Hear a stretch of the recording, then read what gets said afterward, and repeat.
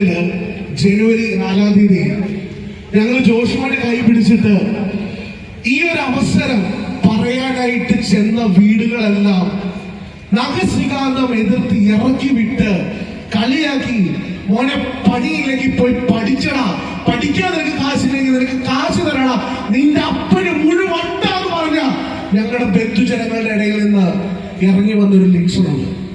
പ്രായം അന്ന് 20 വയസ്സ്. 20-ാം വയസ്സിൽ ബന്ധുജനങ്ങൾ പറയുന്നു അപ്പന് വട്ടാണ് മോനെ, അപ്പന്റെ പുറകെ അപ്പൻ പറയുന്നത് കേട്ട് നീ പോയാ നിന്റെ ജീവിതം അത് കഥ വേറെ, അത് പോവാം. 24 അപ്പം പറയുന്നത് 24 വയസ്സിലും അത് കണ്ടിന്യൂ ചെയ്യുമ്പോൾ സത്യം പറഞ്ഞാൽ ആലോചിച്ച് നോക്കിയേ, ഒരു ഏറ്റവും വലിയൊരു വിഷമം. അങ്ങനെ നിൽക്കുന്ന സമയത്ത് ഞങ്ങള് ജസ്പെയ്ഡിലേക്ക് വന്നു.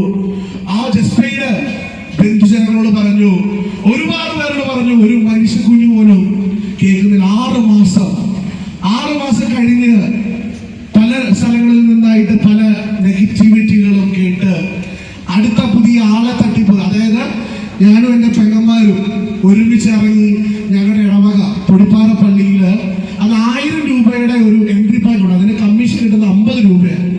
ഈ 50 രൂപ കമ്മീഷൻ കിട്ടാൻ വേണ്ടി ഞങ്ങളുടെ ഇടവകയുള്ള എല്ലാവരുടെ വീട്ടിലും കയറി ഇറങ്ങി. ഏകദേശം 600 വീടുകളുണ്ട്.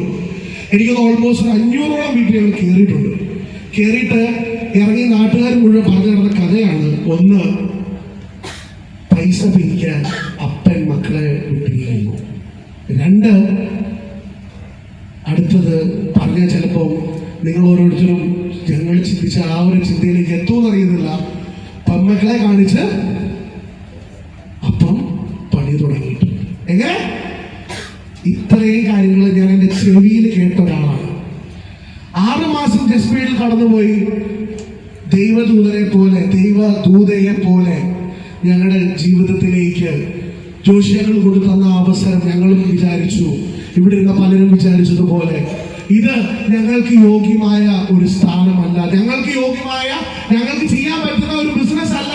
ഞങ്ങളുടെ കടങ്ങൾ 1.5 കോടി രൂപ വരുന്ന കടബാധ്യത വീട്ടാൻ ഞങ്ങളെ കൊണ്ട് സാധിക്കില്ല എന്ന് ഞങ്ങൾ ഉറച്ചു വിശ്വസിച്ച് ജസ്പേഡിൽ വന്നിട്ട് പോലും നരകിച്ച ദിവസങ്ങൾ.